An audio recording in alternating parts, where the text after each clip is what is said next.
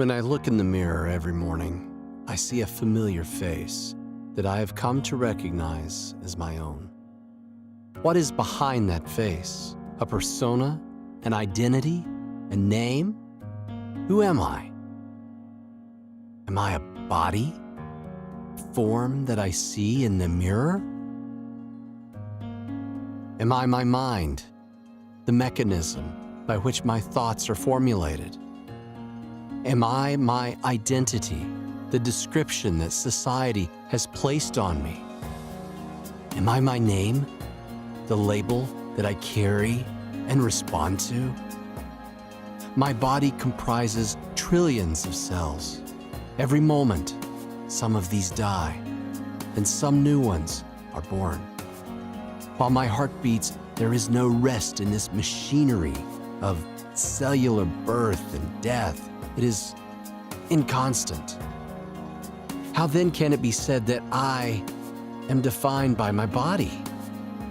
My mind is made up of an endless stream of mind states. Every moment, the old mind state perishes and a new one is born. While my brain ticks, there is no rest in this rising and falling of notions and thoughts. It is ever changing. How then can it be said that I am defined by my mind? My identity is made up of the opinions of the people around me. Every moment, someone's view of me changes, for the better or for the worse. While my existence is linked to society at large, there's no ceasing in this fluctuating social imagery. It is always shifting. How then can it be said that I am defined by my identity? My name is shared by many others in this world. It is carried by many others, and they respond to the same label.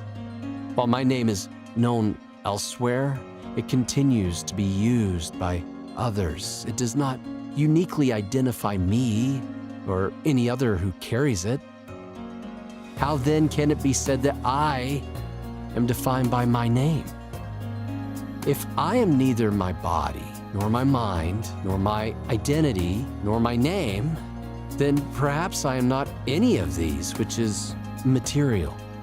Perhaps I am nothing more than an intangible ego, a concept that persists across mind states via memories, both my own and others. In the sea of unknowns and variables that I float on daily, the idea that there is a constant I is appealing. It seems to provide an anchor for my existence, a point of reference for all of my experiences.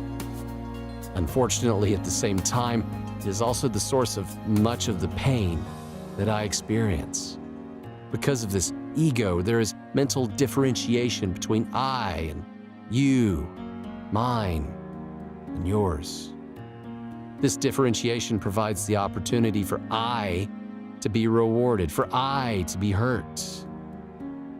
When things go according to my desires, I feel happy. When things do not turn out the way that I desire them to, I feel unhappy. In time, things that cater to my desires pass away, and the happiness I derive from their existence fades. In time, things that I dislike pass away too, and the unhappiness I get from their presence vanishes. This roller coaster ride of temporal emotions produces what I experience as suffering. Thus, as long as my ego persists, the differentiation that arises from it causes my suffering to materialize and appear real to me. To understand who I am, I need to grasp what I am not, so that the misconceptions that I cling onto tightly can fall away. It is then, and only then, that the path that I am walking on in this journey will become slightly more illuminated and clear.